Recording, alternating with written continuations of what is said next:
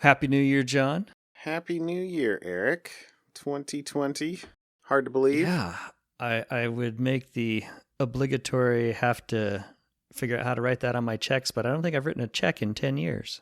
I wrote a check today. Sorry. Did you put 2020? I did, actually.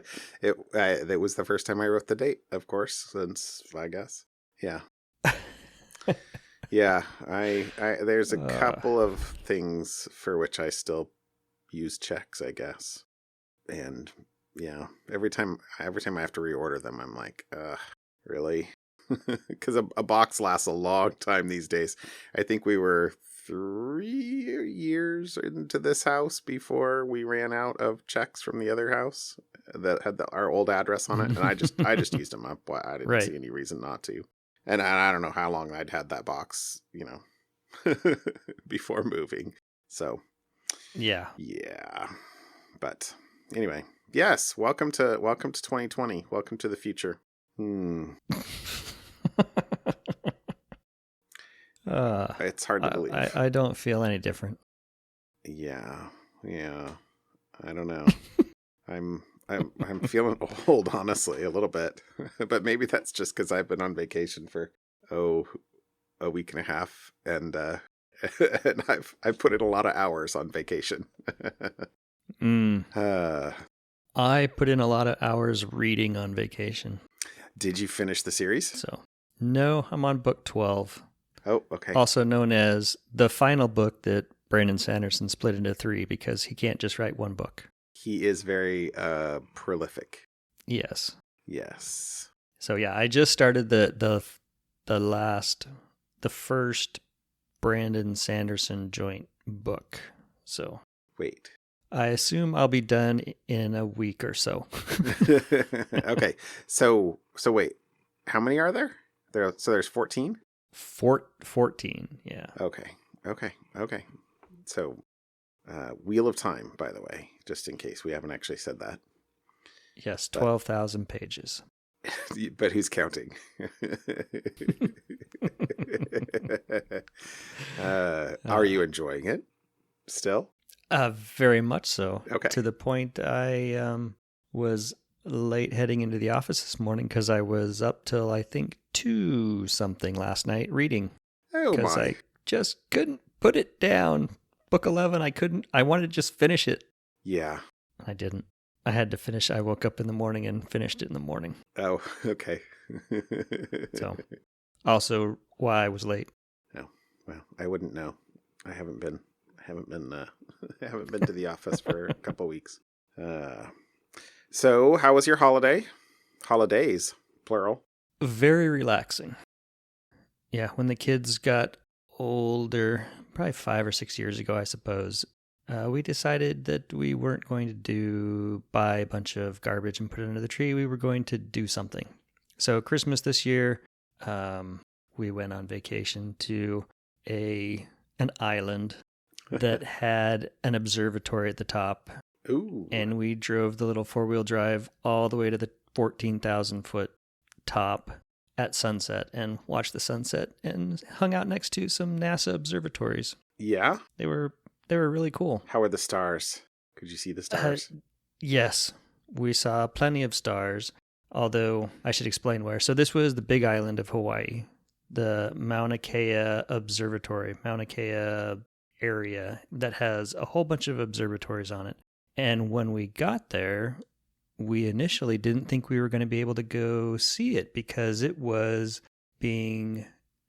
closed due to protesters. Oh. Who were protesting the building of observatories on what the protesters considered as sacred land. Oh. And so there was the possibility we might not even be able to go. But apparently they had worked out a deal with the, I don't know if it was governor or whomever he had to work out the deal with to open it for a couple months. And they promised not to build stuff. And the protesters promised to allow tourists to the top. So we were like the first people to the top, and I don't know how long this protest has been going on, but the village that is blocking the road was rather large and extensive. So, So does that mean there weren't many other people in your tour group, or was it swarmed? Because the gates It opened. wasn't even a tour. We just went up ourselves. We didn't take a tour. We just drove up ourselves. Oh, fun. And yeah, and we got to the top and talked to the park ranger, I guess. I don't remember what, there was an official at the top, and we happened to park right next to him, and it was 34 degrees on the top, so we're all bundled up in coats and long pants, and he was talking to us a little bit about, because they kick you off from the very top half hour after sunset. Really? Why? Yeah, because they don't want cars and other lights messing with the actual observatories trying to do things. Cell phones can disrupt it as well, so they kick you off half hour after, and then you have to go down 5,000 feet to be about at 9,000 feet, the 9,000 foot level, to then that's where the visitor information center is and the parking lot, and that's where you sit and stare at the stars. Okay. It was very cool. Is there enough lack of human light to get a good star view?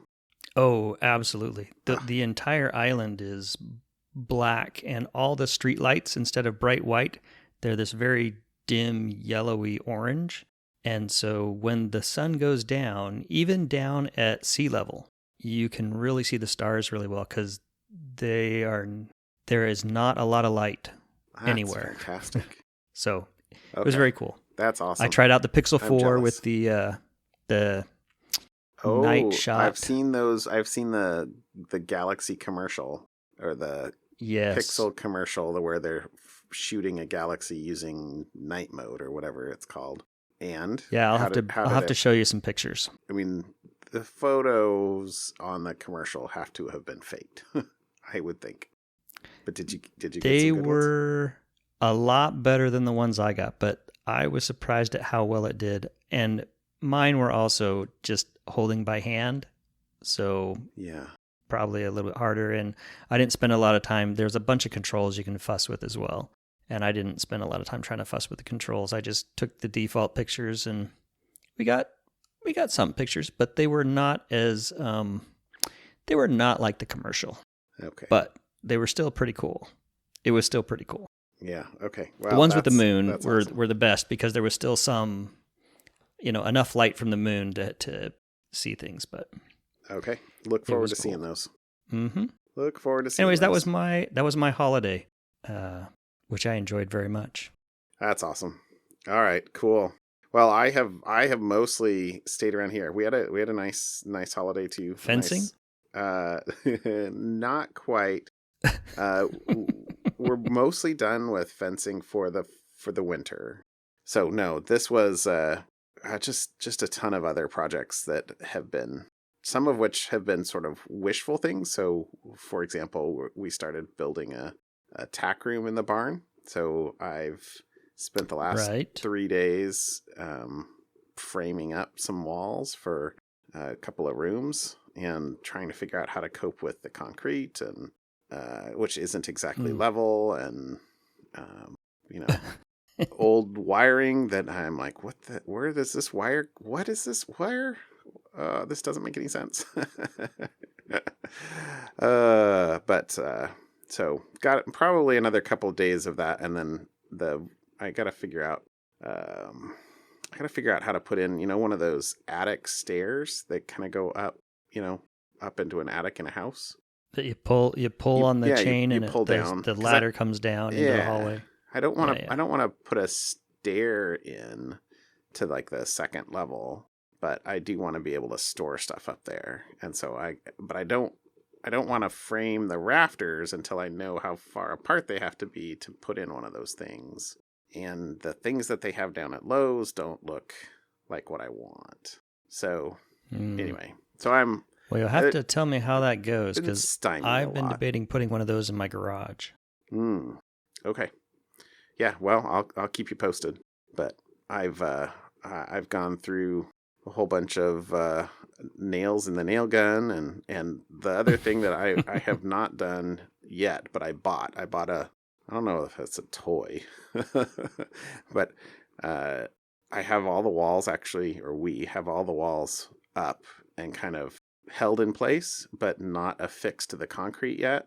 Because I was trying to figure out how to do it, but it turns out one of the ways to do it, hopefully it will work, because this is my plan, is they have these like a nail gun, but not like an air nail gun, like a gun that shoots nails, where you have individually packaged nails with a big round washer on it, and then you load the gun with basically a 22 bullet, or well, I guess For concrete, right? back end of a 22 bullet, and then you shoot the nail in to the concrete, so it'll go through the wood and through the concrete.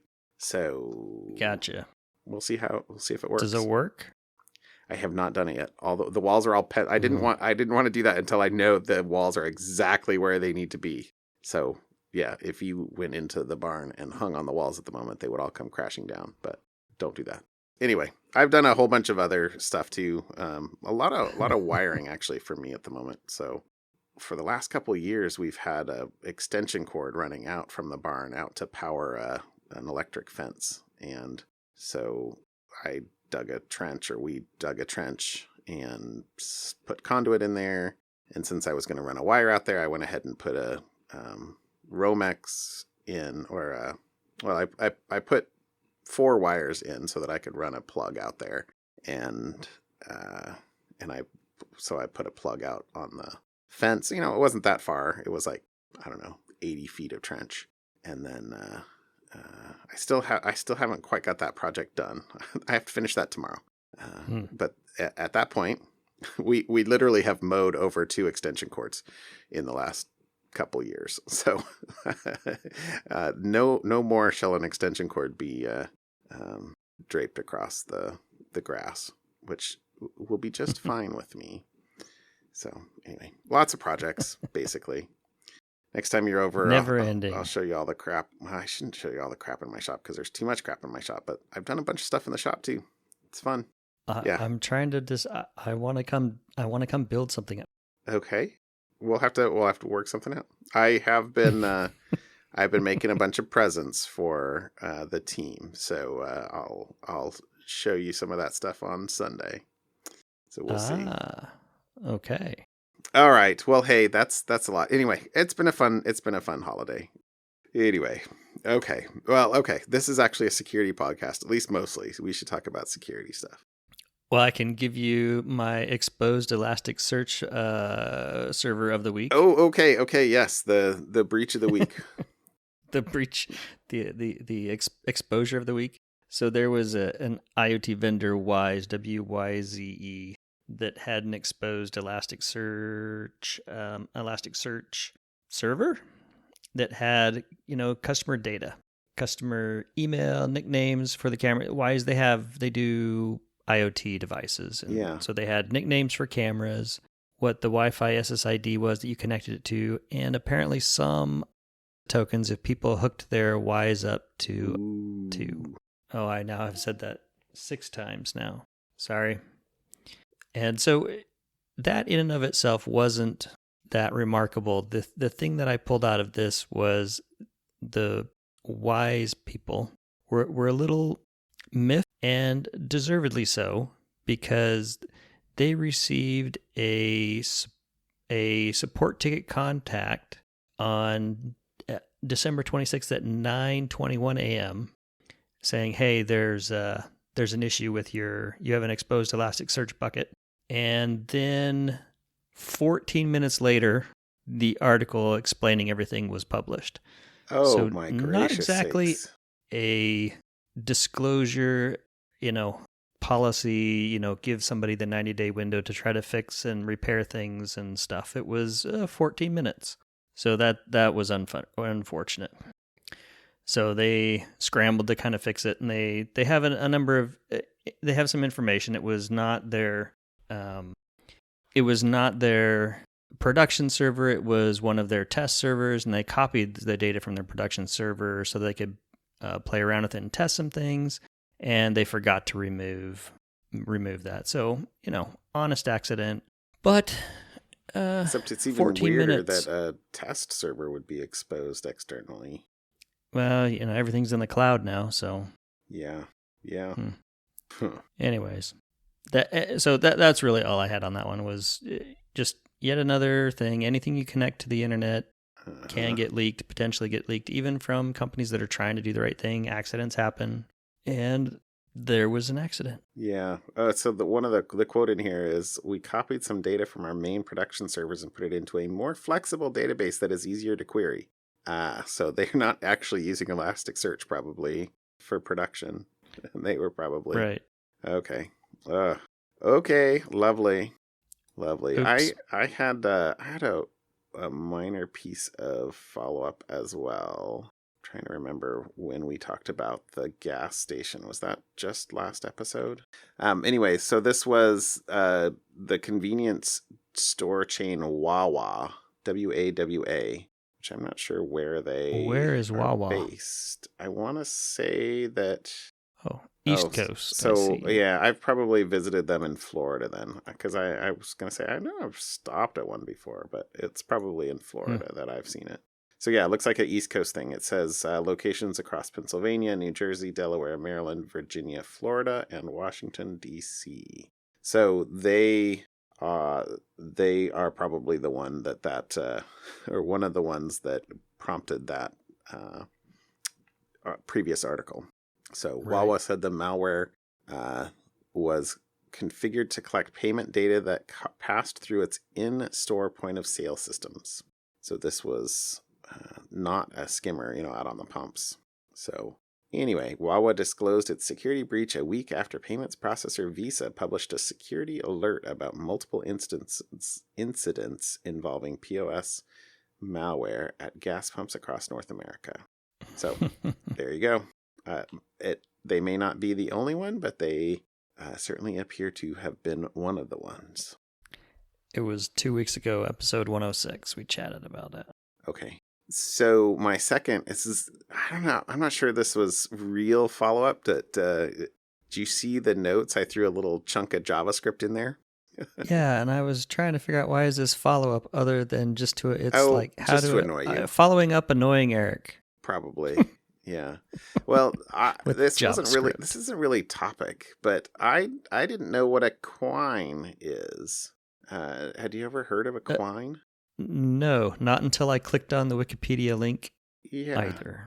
Neither had I. So, coined by Douglas Hofstadter in his popular book Gödel, Escher, Bach, in honor of Willard Van Orman Quine, who made an extensive study of indirect self-reference, and in particular, for the following paradox-producing expression known as Quine's paradox. Yields falsehood when preceded by its quotation, yields falsehood when preceded by its quotation. But basically, a quine is a computer program that takes no input and produces a copy of its own source code as its only output. And that little snippet of JavaScript there, which is, I'll repeat it here because you could type it into the console, which I did. Well, I didn't type it, I copied and pasted it. So $equals _ equals greater than backtick $equals $ curly brace open $ curly brace close semicolon $ parenthesis open parenthesis close backtick semicolon $ parenthesis open parenthesis close. So that expression right there will print itself. I just thought that I saw somebody tweet this. I don't even remember. I probably throw it in the notes. I saw somebody tweet this for like JavaScript making your head explode. And I just thought that you would appreciate that. Yes. JavaScript continues to make my head explode. You're basically assigning a function to $ and then executing it. Which is what jQuery does. Yes. Oh yeah, totally. Anyway, I just thought I thought you'd appreciate that. Not in oh, that's lovely, but thank you. Yeah. Let me add that to my list of I was going to say, define appreciate. Be happy you know it exists in the world, even if you know you never want to use it. I don't know. All right, fine. Let's get into topics. What do you got for me tonight? So this week, the one that I picked out was a data breach at a a point of sale malware found in a restaurant chain. And what is interesting about this one is there is the restaurant chain who actually, as the result of a 2016 card breach, had implemented a solution that used all their end-to-end encryption to hide the customer payment data while it's being processed at the restaurants. And so, even if there end up being malware present in the network, the end-to-end encryption would block the malware from being able to see the customer data. And they, had figured, all right, we're good. We have solved this. So that security feature they added to all their point of sale terminals. And that's, when the waitstaff, when a customer pays for whatever they run your payment card through this. Okay. However, where they did not implement this security feature was in their order entry system. And their order entry system is what allows the bar and kitchen staff to manage the orders using a special app. And some of the systems have card reading terminals for customer reward cards. So like if you have a reward card, they'll go slide it in that. And the issue here is waitstaff mistakenly swiped payment cards on the order entry systems. And the order entry system didn't encrypt the data. But it still pulled the data off the magnetic stripe, right? Sure. Which is what the point of sale malware was looking for. And so even though they had end-to-end encryption on their point of sale malware, if the waitstaff accidentally swiped the payment card on the order entry system, which apparently enough of it did to have a story like this created, they would still reveal their stuff. So. And I'm sure the reward cards aren't, those systems aren't quote unquote subject to PCI because they don't handle credit cards, or they're not supposed to handle credit cards, but that right, not supposed to and can physically read. Yeah. So but it's probably using all the same technology as a credit card, right? You're just getting an ID number. I get all those for your reward cards for wherever you go. So there you go. That's really my topic is even if you are doing all the right things and trying your best, there are still avenues that accidents can happen and things can be impacted. So, bummer. Wow. That's an interesting one. That's an interesting one. I thought so. Yeah, 63 bar and restaurant brands. Does it actually say how many restaurants? I have no idea who this... I don't know what this... I've never seen one of these. Well, it says the networks of 63 bar and restaurant brands the company currently manages. All impacted brands are here. I actually never clicked through that link. There's a lot. I read that. So, the only one I recognize on here is... Oh, no, I guess there's Morton's. I've been Rainforest to Morton's. Cafe. Holiday Inn Resort. Joe's Crab Shack, I recognize. And Bubba Gump Shrimp. Huh. Oh, whoa. Wow. Yeah. Oh, there are a few more I recognize. Anyways, so if you have if you've eaten there and you ate there and handed over a customer loyalty card along with your credit card, they may have swiped it in the wrong thing and maybe low probability, but it's one of those things that how many loyalty card swipes happen across the 63 chains, and who knows? It didn't actually see. Right. I didn't see a number of restaurants. You get a enough thousands happening every day. Even a few of them can add up. Yep. Add up. So there you go. All right. Well, in the interest of what about data, I have two topics.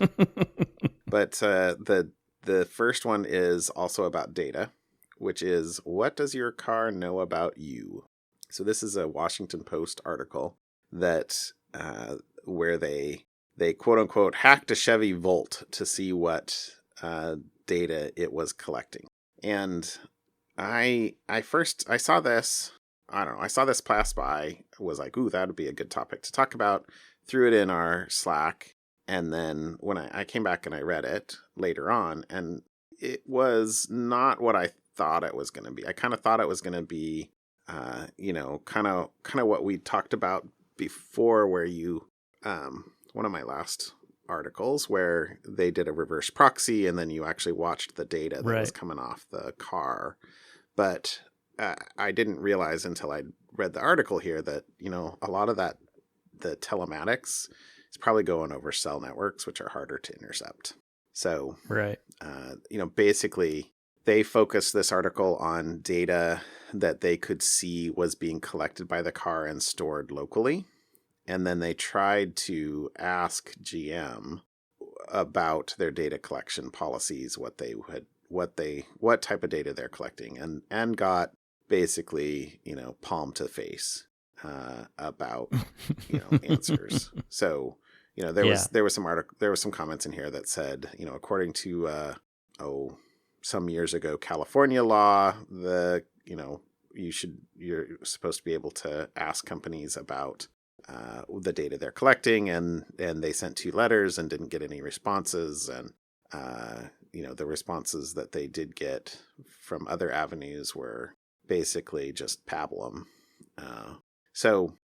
Anyway, they actually focused. Well, so it should be no surprise to anybody that cars collect a lot of data. There's a lot of sensors in cars. There's a lot of computers in modern cars. This is, I guess.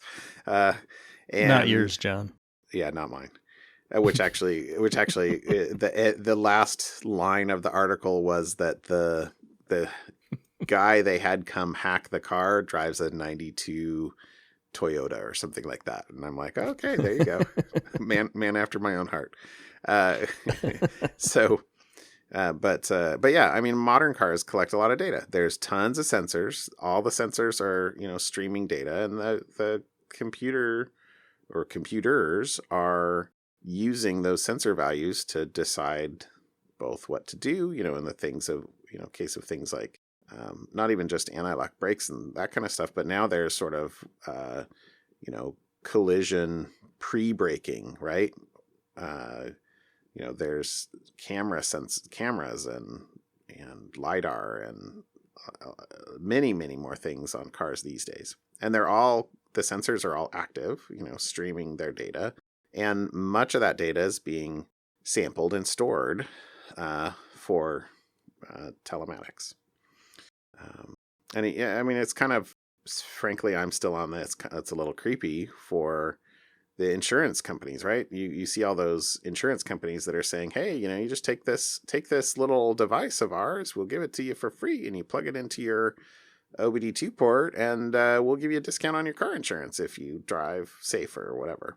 Right. And I mean, I assume that if you do that, that those things are sending all of your driving habits, but not just driving habits, but the data of the car, to the insurance company, right? Anyway, But GM, and it's not just GM, any of the car companies that have modern cars are collecting tons of data about cars, the cars on the road, and they aren't clear. They aren't clear, despite having said, let's see, there was a quote in here I pulled out. 5 years ago, 20 automakers signed on to volunteer privacy standards, pledging to provide customers with clear and meaningful information about the types of information collected and how it's used. Yeah, right. So the follow-on to that was, when I called 8 of the largest automakers, not even one offered a dashboard for customers to look at, download, and control their data. So, it's an alternate monetization strategy, right? For, a industry that is being, going through a lot of change. I fundamentally believe, I live in a place where I'm not going to be out of cars in the near future, but if you look at the trend of teenagers who want to get their driver's license, which is down significantly from when I was a teenager, and the rise of micro mobility, as they say, in cities and urban areas, there's a huge swath of the population that doesn't need cars. And I've followed what's the guy's name? Horace, did you? I probably mangled that. From Asimco for a number of years, he's tweeted a lot of data about, just how much space in an American city at least, is devoted to taking care of cars, whether it's parking for storage or parking for temporary or, lanes for driving, as opposed to, more dense transportation options. So anyway, back to sort of this article here. One of the main things they did was they took apart the infotainment center or system, and they could see tons of personal data on there, which you should imagine, right? I mean, many people sync their contacts. It knows every place that you've ever searched to give driving directions, assuming you use that, not your phone. It knows where it's been. If there's a built-in GPS, it can track, everywhere it's been for however long it's storing GPS data.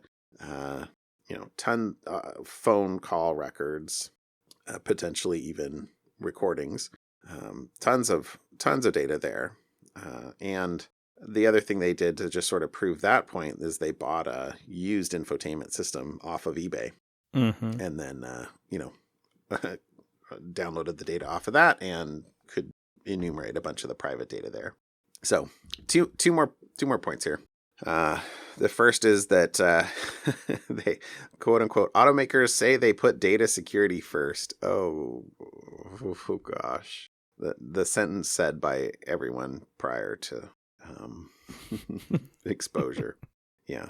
The safest, what's the War Games quote? The only way to win is not to play. Right. Yes. Oh, I don't know. So, yeah, it's frightening. I suspect they're just not used to customers demanding transparency. They also probably want to have sole control over the data, given that the industry's existential threats, self-driving and ride-hailing technologies are built on it. Yeah, if they can figure out a way to take advantage of their own fleets of cars, that's a lot of cars, and they get a lot of data, and you're paying them, tens of thousands of dollars for a car and providing the data. So that's lovely. My final point out of this is that this is applicable to people when they rent cars. So anytime you rent a car, these days, you're probably going to be getting a connected car of some sort. And if you plug your phone in, you will quickly be prompted, or if you connect to the Bluetooth on the car, you'll probably be quickly prompted to, hey, download all your contact information so you can, call people. And in a rental, oh, it's crazy. Please don't ever do that. If for some reason you do, then you should take the time to delete that information before you turn the car back in. And they mention an app in here called Privacy for Cars. But my suggestion would be, I carry a car lighter USB plug in my laptop bag, and that's what we plug in. And that will let you charge in any car that still has a car lighter, I guess, without having to plug into the actual, infotainment system. And then, I don't know, I will say that I've connected to Bluetooth in the last car I rented, but I said no to all the prompts that said, connect your phone or connect your, right. Upload your contacts. Ugh. So. Yeah. Well, that's exactly it. The vehicle we rented just this last week on vacation had a whole bunch of some random person's data in it. Ooh. Yeah. So the first thing I did was I reset the infotainment center and then I bring a little charger as well to plug into the. It used to be a cigarette lighter. What's it? Just the socket, the 12-volt socket. Yeah, That's The true. little tube I thing. guess they don't actually have lighters these days, mostly. No. Do they? I don't know. Whatever they call it, the car plug thingy. The car plug thingy. Very. I wonder how many kids these days know that it was there for lighting cigarettes. I bet not as well. Yeah, not many. I'm going to go with not a lot. So yeah. All right. That's fun. Okay. All right. Well, my second article, I thought this was kind of a fun article. This could have been my something fun, I thought. But this is how to use reverse image search for investigations. So, I knew this was possible. And I think I've done Google maybe once or twice, but it's not something I do on a daily basis, but this was pretty cool, I thought. So, first of all, I did not know about Yandex. So this is a article that basically is doing a comparison of reverse image searching with Yandex, Bing, and Google. And so he talks through what a bunch of these are. So Yandex, and this is a quote, Yandex is by far the best reverse image search engine with a scary powerful ability to recognize faces, landscapes, and objects. It's a Russian site, draws heavily upon user-generated content, and remarkably accurate results. Strengths lie in photographs taken in European or former Soviet context, and it says, while photographs from North America, Africa, and other places may still return useful results, you may find yourself frustrated by scrolling through results mostly from Russia, Ukraine, and Eastern Europe, which is maybe a little bit of the opposite for Google and Bing's problem, because they seem heavily focused on the US and some European companies or countries. So the cool thing about this article, you can go through here and it tells a bunch of stuff about this. But the cool thing about this was that he did like some test cases where he has took some original images. I believe they're all original images, and then took some subsets of those. So for example, he has a big picture of the house, and then he did the search for the house, a reverse search for the house on all three, but then he also did some subsets. So focused in on a car, and then a reverse search for the car, focused in on a trailer, did that in front of the trailer that's parked in front of the house, search for that. And then he did the same thing for some other things too, some cityscapes, some people, like there's a Bloomberg ad that's a stock photo. So he took the stock photo, and then he also took like a image of one of the people from the stock photo, and then some other stuff. And anyway, he goes through and then compares what the different sites can do. And Yandex was pretty. It comes out way ahead of what Google and Bing could do. So maybe a little frightening in some ways there, but yeah. But like there was some really funny stuff in here where like on the scorecard for the first one, Yandex got 2 out of 3, Bing got 0 out of 3, Google got 1 out of 3. So, in that, like for the car, not only did they realize that, yes, it's a car, yes, it's white, but it's also a Nissan Juke. And so, they're actually showing pictures of, other Nissan Jukes. The house was the scariest one. For the first one, the house was the scariest one. But of course, it was a house in Russia. And I forget what it was. I think it was like let's see, there's a similar building. Novgorod's Olasov Palace. So evidently it doesn't look like a palace to me, frankly. But okay, I'll take that. Because the results returned were all from Yandex, were all from that building, including some that were from the opposite vantage point, which is kind of one of the crazy thing for that. But then the funny thing was when you get down to people, because Yandex does way better for identifying people than Google or Bing did. But for some of the signs, you have to be a little careful with Yandex, because it looks like he blurred out a bunch of the images because they were returning porn. So not good on that. But one of the funny things that I thought was here was there was a picture of a gray heron. So Yandex correctly identifies the bird as a gray heron, but Google thought it was a great blue heron, and so they returned a bunch for great blue heron. But Bing got it as a gray heron and returned stuff. So I don't know, it's a heron. But one of the things they had was one of the images had a Dutch flag, but it was hanging from the embassy, I think, in the background of the photograph. And so none of them identified it as a flag. But he tried rotating it as a 90 degrees so that it, was actually hanging the right direction. And then Yandex figured out it was a flag, but not a Dutch flag.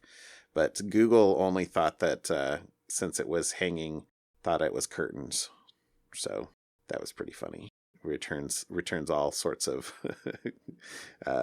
let's see, windows from the Home Depot, window from Wikipedia, visually similar images, and window materials. So all sorts of stuff like that. It's pretty funny. Anyway, so let me cut to the chase on this, which is there was some couple of cool things down here at the bottom. One of which was these search engines like to hone in on faces and people. And so if you have a picture that has somebody in it, but you actually want to know like where it was taken or something else, he suggests you pixelate the person so that won't match, and then it will focus on other areas of the image, and has some examples of how that worked, which was pretty crazy. So anyway, the final like TLDR of this whole thing was a couple things. The first of which was use Yandex first, second, and then third, and then try Bing and Google if you still can't find what you want, which is pretty funny. If you're working with source imagery not from a Western or former Soviet country, you may not have much luck. So the search engines seem hyper-focused on these areas and struggle for photographs taken in South America, Central America, Caribbean, Africa, much of Asia, etc. And then the cropping out, which I mentioned, and then the final suggestion was mirror or use the clone tool on the image editor to fill in elements if there's something that you can tell is kind of disrupting the search to kind of get something to happen. Anyway, I thought this was kind of a clever article, and it could have been my something fun, but I thought it was security enough related that it should be a topic. So just for giggles, I used Google. I didn't try Yandex, and uploaded just a picture of my face, just a random picture that I had of just me as the only person in the background. And Google very politely said, possible related search, gentleman. Oh, that's very nice. However, then Google follows it up with visually similar images. And number one in the list, Fidel Castro. So serious? Yeah. So apparently, all right, whatever image I have, but I think number 6 or 7 in the list is Jake Gyllenhaal. So it's either Fidel Castro or Jake Gyllenhaal. So, oh, that's pretty funny. Apparently, gentleman. Fidel Castro, Jake Gyllenhaal, Eric Wheeler. Anyways, could be a Cuban dictator. Okay. All right. Better hit me up with something fun. My something fun is basically a list. It's just a GitHub site that just has a list that anybody can go and do a pull request if you want to add a different way for exiting Vim VI, right? What? So if you want to know how to exit Vim, it's Q, right? Well, there are multiple ways, many ways to exit Vim, and these are hilarious. I'm sorry. Just scroll through Clearly, these. I clicked on your link. Anyways, it's really hard to describe them. So you're just going to need to go to the link, and if you use VI at all, or Vim. Oh my gosh. See the different ways. Oh my gosh. These are fun. Anyways, that's my something fun. And of course, the JavaScript way is massive. Oh.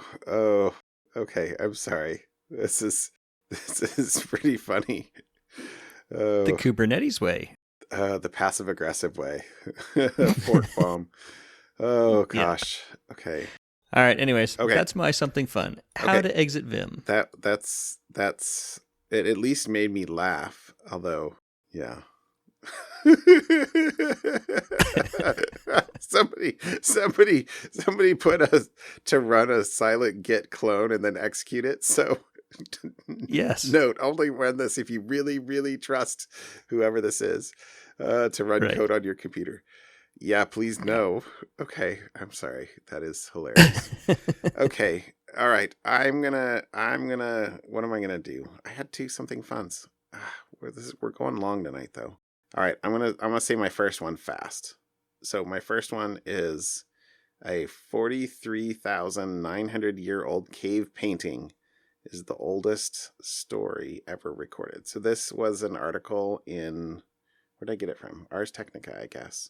But this is some paintings in a cave. Anyway, one of the cool things I thought about this was how they dated it was the cave is still alive, meaning that it's still it's depositing minerals.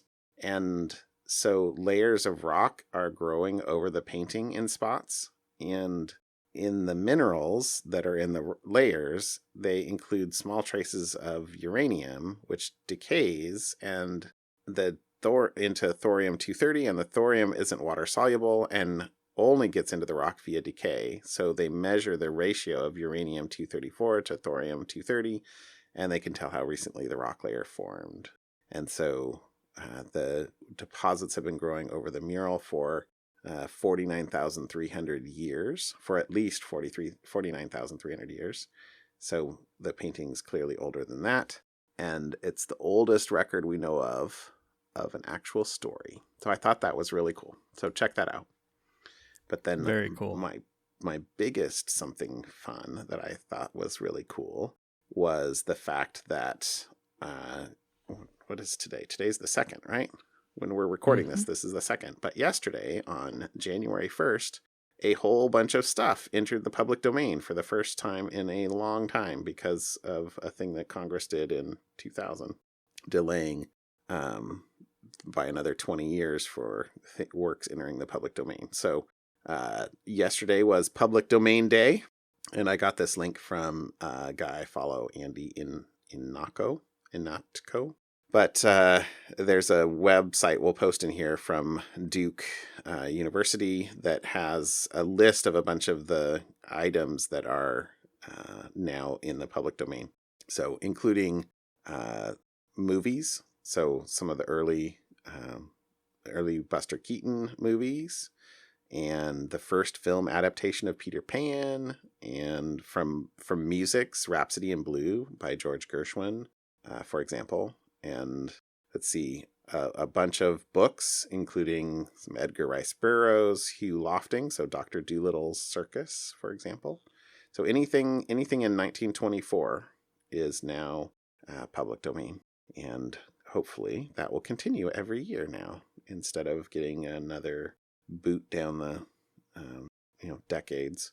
So it's kind of exciting. Yeah, we'll see what Disney starts doing in a couple of years when drives me insane. So copyright 2024, right. Mickey Mouse comes into the public domain again, or whatever it is. Exactly. No, it's frightening.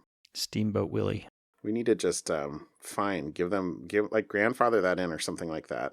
And there was actually a comment in the article here that Peter Pan has a special some form of special copyright protection in the UK, for example, and royalties go to a hospital. Fine, give Disney in perpetuity for Mickey Mouse, but don't make copyright longer. I mean, copyright used to be 28 years. Now it's 95. And right. I mean, it's kind of ridiculous in my non-professional opinion. So anyway, that was my something fun. Check it out. There's lots of stuff and super exciting. That's cool. All right, Eric, welcome back. Yeah. Glad you had a good holiday. And I guess I'll talk to you next week. Yeah. See ya. Bye, John.